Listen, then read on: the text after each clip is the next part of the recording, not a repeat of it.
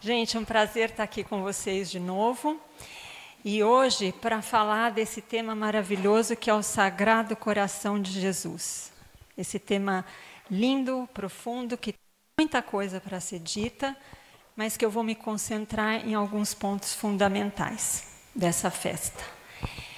Então, só para contextualizar um pouquinho de onde vem a festa do Sagrado Coração de Jesus, é uma devoção que já existia na Idade Média, mas que como festa litúrgica, ela aparece em 1675, com as revelações de Jesus a Santa Margarida Maria de Alacoque.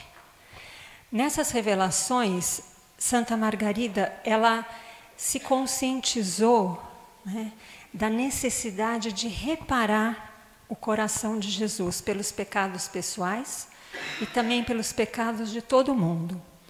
E também de corresponder a esse imenso amor de Deus por nós. Mas como festa mesmo litúrgica estendida foi em 1686, que foi a primeira festa do Sagrado Coração de Jesus, foi em junho, 21 de junho de 1686. E a festa também se celebrou ela se estendeu a toda a igreja a partir do Papa Pio IX. Então, essa foi o início da devoção, da festa do Sagrado Coração de Jesus. Mas, como vimos, a devoção do Sagrado Coração de Jesus, ela tem como cerne dois aspectos principais. Que é primeiro nós conhecermos, aprofundarmos e nos conscientizarmos do imenso amor de Deus por cada um de nós. E aí, a partir dessa consciência desse amor, a necessidade de corresponder e de reparar esse coração, né? E querer reparar não só pelos nossos pecados, mas pelo mundo, os pecados de todo mundo. Reparar por aqueles que não amam, não adoram, não esperam, né? E não creem também. E para começarmos a ter ideia da profundidade, da largura, né? E da altura desse amor, eu queria ler algumas palavras de Santo Afonso Maria de Ligório. Ele escreve assim: o amor de Deus pelo homem é imenso e eterno. Como diz em Jeremias, amei-te com um amor eterno, por isso dilatei a minha misericórdia para contigo. Mas nós não tínhamos visto ainda como é grande e incompreensível esse amor de Deus. Então, Deus fez-se homem, uma criança indefesa, numa manjedoura, para que nós pudéssemos, para que ele conquistasse o nosso amor, na verdade, para que ele conquistasse o nosso amor e nós não temêssemos amá-lo. Né? Quem tem medo de uma criança, quem não ama uma criança pequena? Né? Como as crianças, elas nos embasbacam, né? Com a sua inocência, a sua pureza. Então, Deus se faz homem, mas se faz uma criança, para que a gente pudesse chegar e amá-lo, né? E aí continua o santo. Parece que o Senhor tenha dito: o homem não me ama porque não me vê. Vou me tornar visível, conversar com ele, e assim seguramente me farei amar. São Bernardo diz: a criação do mundo fez brilhar o poder de Deus. O governo do mundo, a sua sabedoria. Mas a encarnação do Verbo fez resplandecer a sua misericórdia aos olhos de todos. E assim, com a encarnação de Deus, nós pudemos ver, nós pudemos enxergar, né, visivelmente o amor de Deus. né, pelos gestos, pelas palavras, a compaixão do Senhor, a misericórdia do Senhor. A gente podia ver como Ele atuava e a gente pôde começar a entender o tamanho desse amor em tudo que Ele fazia, cada palavra, cada gesto, né? Então a gente podia começar a compreender esse amor. Mas como se não fosse suficiente Ele ter querido se encarnar, né, com todas as limitações que isso significa, um Deus se fazer homem, é como se a gente falasse, não, agora eu vou virar um bichinho. Assim, eu, né, que humana, vou virar um bichinho dos mais desprezíveis. Isso é a encarnação de Deus, né? E apesar de tudo, dessas limitações, e Ele querer estar conosco assim, né, para estar perto de nós, Ele chega ao ponto de querer se entregar completamente na cruz. Aceitando essa morte, Ele quis mostrar para nós até onde podia chegar o amor dele, do que Ele era capaz de fazer por cada um de nós. Cada um em particular. É um amor intransferível. Se existisse só uma de nós no mundo, Deus faria tudo o que Ele fez. Exatamente o que Ele fez. Então é um amor único e é um amor intransferível por cada um de nós. E nesse momento, né, da cruz, onde parecia ter tudo acabado, e se tivesse acabado, Ele já teria feito muito, mas muito mais do que a gente merecia, mas Deus quis mais, mais. O amor é inesgotável. Ele quis mais. E o que Ele quis? Né? Ele quis começar ali na cruz uma nova história de amor, uma história de salvação. E aí Ele permite que a lança perfure o seu lado. E dali jorre sangue e água. Jorrem os sacramentos da salvação. A água do batismo, né? E o sangue da Eucaristia. Um eremita em inglês, ele escreve um canto de amor que eu achei maravilhoso, que eu quero ler um pedacinho para vocês. Por ti encarnei, por ti também nasci, por ti submeti-me à lei, por ti fui batizado, menosprezado pelas injúrias, detido, amarrado, coberto de escarros, escarnecido, chicoteado, ferido, pregado à cruz, dessedentado com vinagre e, por último, imolado por ti. O meu lado está aberto, segura o meu coração. Corre, abraça-lhe, ofereço-te um beijo, adquiri-te como parte da minha herança, de modo que nenhum outro te possuísse. Entrega-te a mim. Entrego-me todo inteiro a ti, pois eu entrega-te todo inteiro a mim, pois eu entreguei-me todo inteiro a ti. Ofereço-vos a paz. Dirijo-me a ti, desejoso de te ver abraçar o amor. Lindo, né? Eu até me emociono. Como é que a gente pode resistir a um convite de amor assim, né? Um convite tão cheio de amor e de doçura. Corre, corre, meu coração está aberto. Vem, eu te ofereço um beijo, né? E aí, Jesus, essa doçura, né, mostra toda a misericórdia do amor de Deus, né? Que loucura Deus querer que a gente corra para Ele, que fique com Ele, né? Quantas vezes, apesar desse convite maravilhoso de amor de Deus, a gente não corresponde, né? De quantas formas a gente pode ignorar ou mesmo ferir esse coração tão amoroso, né? Como pode Deus nos amar tanto a ponto de dizer: as minhas delícias são estar com os filhos dos homens? E Santa Teresa comenta: Jesus acha as suas delícias em estar conosco, e nós não acharemos as nossas em estar com Ele? É realmente impossível para nós compreendermos esse amor, né? Mesmo sabendo tudo que Ele se sujeitaria na encarnação, e como os receberiam, né? Como receberiam os homens, como eu o recebo tantas vezes, né? Ele quis vir, mas ele quis mais. Ele quis ficar. E ele quer o nosso amor. Um amor fraco, um amor pobre, um amor com defeitos, mas um amor precioso aos olhos de Deus. Ele quer o nosso amor. O amor quer ser amado.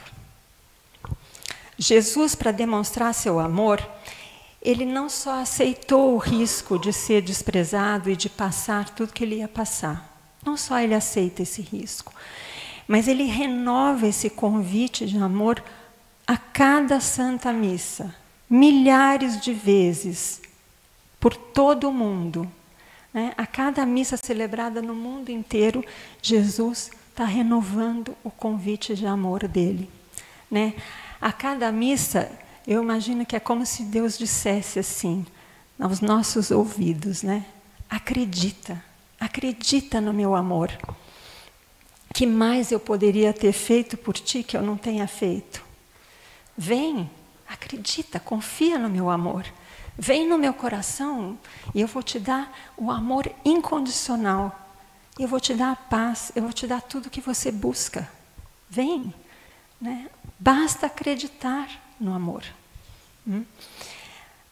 Repetindo a frase, o meu lado está aberto. Agarra o meu coração, corre, abraça-me. Te ofereço um beijo. Quando penso no lado aberto de Jesus, eu me lembro do ano da misericórdia, né? 2016, quando o Papa decretou lá o ano da misericórdia, tinha a Porta Santa, não sei se vocês se lembram. E quando a gente passava pela Porta Santa, a gente recebia as graças da misericórdia e do amor de Deus nas indulgências, né? Então, quando eu penso no lado aberto de Jesus, eu penso que essa Porta Santa, ela está sempre aberta para nós. Sempre. É o lado aberto de Jesus. É o acesso ao seu coração misericordioso. Às vezes eu imagino entrando, né, por esse lado aberto, chegando no coração de Jesus, ali onde só tem paz. Oi, boa tarde, tudo bem? Onde só tem paz, só tem doçura, só tem acolhimento, compreensão, misericórdia, cura, né? E aí a gente pode deitar a cabeça nesse coração, como São João fez na última ceia. Deitar e descansar no coração de Jesus. Bom, do lado aberto, como a gente falava, jorrou sangue e água. A água do batismo que nos torna filhos de Deus. E o sangue da Eucaristia que nos torna um com Deus. São os sacramentos do amor infinito, né? E a Eucaristia é o ápice desse amor incompreensível, inimaginável, que se submete a nós, né? E que, de certa forma, depende de nós. Jesus, na Eucaristia, ele está completamente vulnerável. Ele depende de nós, né? Ele depende do nosso amor. Ele só está esperando, né? São Francisco de Sales escreve assim: em nenhuma outra ação se pode considerar o Salvador mais carinhoso, mais amoroso que na Eucaristia. Aniquila-se, por assim dizer, e se reduz a alimento para penetrar nossas almas e se unir ao coração de seus fiéis. Na Eucaristia, como eu dizia, Jesus se torna um conosco. Ele se une ao nosso coração e nós nos tornamos um. E por isso mesmo um outro santo dizia, entre lágrimas, aos novos sacerdotes: tratai-o bem. Tratai-o bem. É isso que nós precisamos, tratar muito bem Jesus na Eucaristia. E aqui a gente chega ao segundo ponto fundamental dessa festa do Sagrado Coração de Jesus, que é a reparação. O primeiro ponto é o amor. É conhecer e corresponder ao amor. E o segundo ponto é a vontade de reparar. Porque se a gente ama, nós queremos também que todos amem, né? A reparação, então, quando a gente reflete nesse amor infinito de Deus, se a gente não se sensibiliza, né, e não procura, de todas as formas que nos for possível, com as nossas limitações, é verdade, mas das formas que nos for possível, reparar esse coração, se pensando em tudo isso nós não nos sensibilizamos, a primeira coisa que nós temos que fazer é pedir o dom da fé. Pedir o dom da fé para que a gente acredite e para que a gente experimente esse amor de Deus.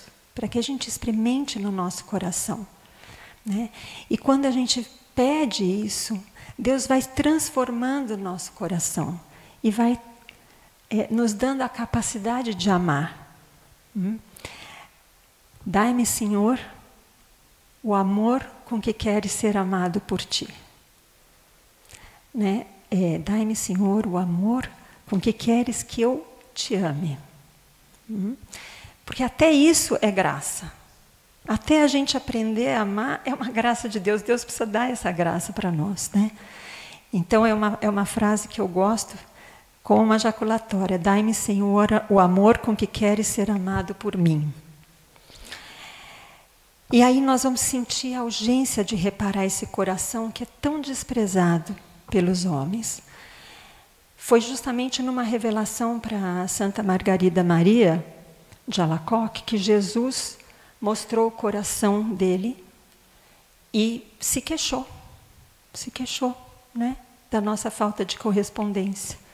Ele disse o seguinte nessa aparição: mostrando o seu coração, envolto nos espinhos, ele diz: o coração que tanto amou os homens, que nada poupou, até se esgotar e se consumir, para lhes testemunhar seu amor, como reconhecimento não recebo da maior parte deles, senão ingratidões, pelas suas irreverências, sacrilégios e pela tibieza e desprezo que tem para comigo na Eucaristia.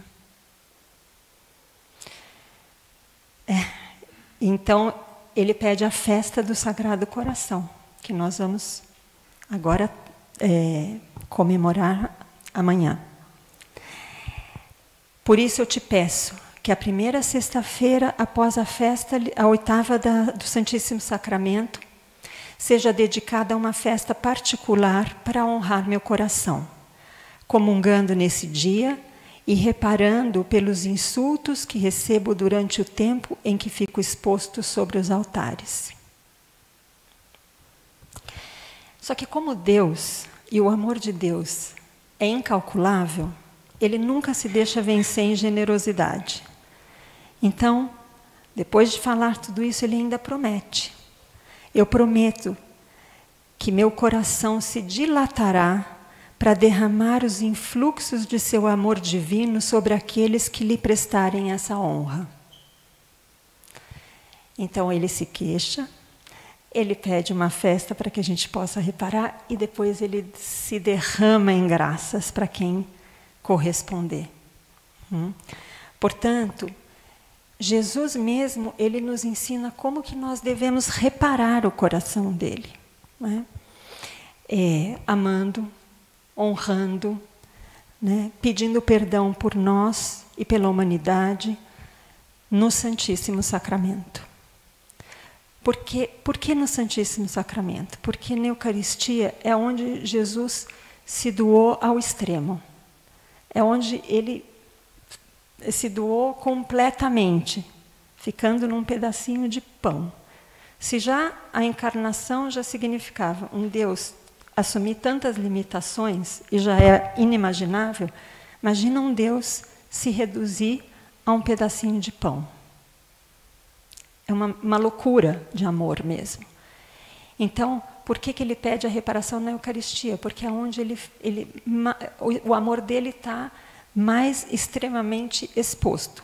E é onde ele sofre mais injúrias, blasfêmias, sacrilégios, é na Eucaristia. Até porque ele está completamente vulnerável ali. As pessoas podem fazer o que quiserem. Esse é a loucura, né?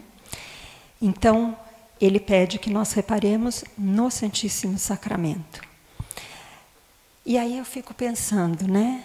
Quando a gente fala em reparação, fico pensando em mim, em primeiro lugar, mas também em quantos recebem a Eucaristia de forma indigna, sem a devida preparação, sem estar devidamente vestido até para encontrar o Rei dos Reis, né? Aqui eu faço até um parênteses de uma coisa que às vezes me dói o coração quando eu vejo, já vi algumas vezes, infelizmente. Pessoas que vão comungar, por exemplo, mascando chiclete. Eu fico pensando que as partículas que são o próprio Deus, em corpo, sangue, alma e divindade, que é o que a gente crê na Eucaristia, essas partículas podem grudar nesse chiclete e a pessoa joga no lixo. Quantas vezes isso me dói de tal forma o coração que eu já não sei o que fazer para reparar. Pensar que Jesus pode ir para o lixo junto com um chiclete, né? Quantos recebem a Eucaristia sem contrição, sem terem confessado há muitos anos, né? Nem a confissão anual que a igreja pede, né? Sem atenção, né? Às vezes vão para a fila da comunhão batendo papo, vendo o celular. Às vezes passam a missa vendo o Instagram, WhatsApp. Né? Como Jesus, ele é desprezado, né?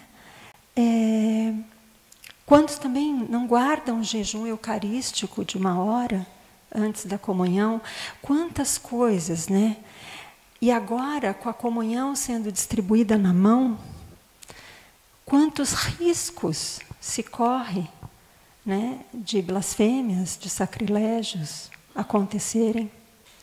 A Eucaristia é uma coisa que nós temos que tomar muito, muito cuidado, muita delicadeza. A gente está recebendo o próprio Deus. Nós estamos recebendo esse coração que não sabe mais o que fazer para nos amar. Né? E o que nós estamos fazendo para corresponder? Então, assim, de quantas coisas, né, a gente pode reparar o coração de Jesus? Além dos nossos próprios pecados, porque quem tem consciência de tudo isso, mais ainda nós vamos ser cobrados de receber bem o Senhor, né? E aí eu penso também na nossa ação de graças, depois que a gente recebe a Eucaristia. Né? Muitas vezes as pessoas não aproveitam esse tempo depois da comunhão. Acaba a missa, a pessoa já sai correndo. Né? E ela está diante do próprio Deus, onde Ele está dando um tempo. Imagina, o Rei dos Reis está dando um tempo só para você. Para te escutar, para te amar, para vocês conversarem, né? E quantas pessoas desperdiçam isso, né? É uma pena. Tem uma mística boliviana, eu não sei se vocês conhecem, chama Catalina Rivas, a quem Jesus revelou tudo o que acontece na Santa Missa. É lindíssimo, né, essa revelação. Ele foi explicando tudo que nós não conseguimos ver, mas que é mais real do que aquilo que a gente consegue ver, né, que acontece na Santa Missa. E depois que ela comungou, ela conta que Jesus pediu que ela ficasse com ele ainda uns minutinhos, depois de terminada a missa. Jesus diz assim: não saias às pressas assim que terminada a missa. Ficai um momento em minha companhia, desfrutai dela e deixai-me desfrutar da vossa. Olha como Jesus é lindo. Que delicadeza, Ele quer ficar conosco, né? Desfrutai da minha companhia e deixai-me desfrutar da vossa. Então, é muito lindo a gente pensar o que acontece, né? Quando nós recebemos Jesus bem na Eucaristia e tudo que Ele faz na nossa alma, quando Ele se une e nós somos um com Ele, né? E antes de terminar, pouquinho essa reflexão, um pouquinho curta, mas eu queria falar um pouquinho sobre essa frase. Ó sangue e água que jorrastes do coração de Jesus como fonte de misericórdia para nós. Eu confio em vós. Então, essa frase, ela faz parte dessa imagem. Eu fiquei tão feliz que essa imagem está aqui hoje. Ela faz parte dessa imagem de Jesus misericordioso, né? E eu tenho uma curiosidade que eu aprendi, eu não sei se vocês já ouviram falar nisso, mas eu tive no Santuário da Divina Misericórdia em Curitiba. É um santuário muito lindo. Não sei se vocês já tiveram a oportunidade de ir. E uma irmã estava explicando uma coisa a respeito dessa imagem. Essa imagem é a imagem original, a primeira imagem. Depois tem aquela outra que ficou mais popularizada, que Jesus está com a mão mais alta, assim. Essa ele está com a mão aqui. E alguém sabe o que significa isso? É o seguinte, ela explicou. A água é o sacramento do batismo. O sangue é a Eucaristia. E esse gesto de Jesus é o que o sacerdote faz quando ele dá a absolvição. Por isso que a mão está nessa altura. Então, aqui estão os 3 sacramentos principais, né? O batismo, a Eucaristia e a reconciliação. É o gesto da reconciliação. É lindo, né? Então, essa imagem, ela resume tudo, né? Ela resume os sacramentos da nossa salvação. E falando no perdão, quando eu lia o Evangelho da Missa de Pentecostes, o Evangelho de São João, não sei se todos vocês lembram, mas o Evangelho diz que no primeiro dia, na tarde, né, do primeiro dia da semana, estando a porta onde estavam os discípulos fechada por medo dos judeus, Jesus aparece e diz: a paz esteja convosco. E daí o que ele faz? Ele mostra a mão e o lado. A mão e o lado. Exatamente o que representa essa imagem de Jesus misericordioso, mostrando a mão e o lado. Me veio isso, né, quando eu estava pensando nesse evangelho. E é o evangelho da paz e do perdão. Porque ele fala, a paz esteja convosco, e depois ele não só perdoa aqueles que o abandonaram, como ele dá o poder dos discípulos de perdoarem, né? Ele dá o sacramento do perdão ali. Então, aqui, né, a gente vê também a imensidão, né, do amor de Deus. Porque ele chega onde estão os discípulos escondidos, vamos dizer, por medo dos sacerdotes, os discípulos que tinham abandonado Jesus, que tinham fugido, que de certa forma tinham traído, porque deixaram ele só na pior hora, né? E ele vem e a primeira coisa que ele diz é: a paz esteja convosco. Fiquem em paz. Né? Eu compreendo, eu entendo a fraqueza. Né? Então, ele compreende, ele não julga, ele acolhe e ele ainda dá o perdão. Né? E aí eu fiquei pensando, a paz e o perdão estão intimamente ligados. A paz esteja convosco, perdoai os pecados. Né? A paz e o perdão andam juntas, sempre. O perdão traz paz. Né? Então, isso é mais um aspecto da enormidade do coração de Jesus.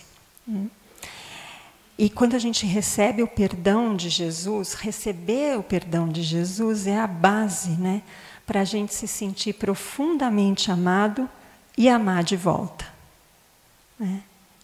O perdão é a base de tudo. E é a base também de todos os sacramentos, né?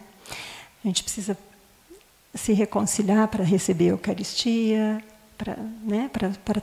para fazer as coisas como devem ser feitas.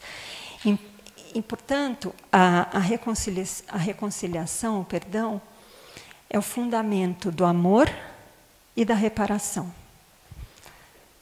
Quando eu me sinto perdoada, eu amo e eu consigo amar. É a base, então, dessa festa. Dessa festa que é amor e reparação. A festa do Sagrado Coração de Jesus é, por excelência, a festa do amor de Deus. Quando Nosso Senhor se manifestou a Santa Margarida, Ele manifestou a grandeza infinita do seu amor, apesar das ofensas, das indiferenças, das ingratidões da humanidade. Jesus abriu seu coração e mostrou para Margarida o seu desejo, né, de atrair a todos os homens, oferecendo misericórdia. Para as almas onde abundava o pecado, ele mostra a superabundância do perdão e da graça. Jesus não desiste de ninguém. E ele ainda se dá superabundantemente para aqueles que no pecado se reconciliam. Não é? Quem pode resistir? Essa é a minha grande pergunta. Quem pode resistir a um amor tão grande? Né? Quem pode resistir a um amor tão grande? Corre, agarra meu coração, vem, está aberto, eu te ofereço um beijo. Então, eu queria terminar, né, essa reflexão sobre a festa do Sagrado Coração de Jesus, a festa do amor, com as palavras daquele sacerdote santo que dizia: tratai-o bem, tratai-o bem. E ele dizia também: Senhor, quem me dera ter voz e autoridade para clamar dessa maneira ao ouvido e ao coração de muitos cristãos, de muitos, tratai-o bem. Jesus, manso e humilde de coração, fazei nosso coração semelhante ao vosso. Muito obrigada, gente.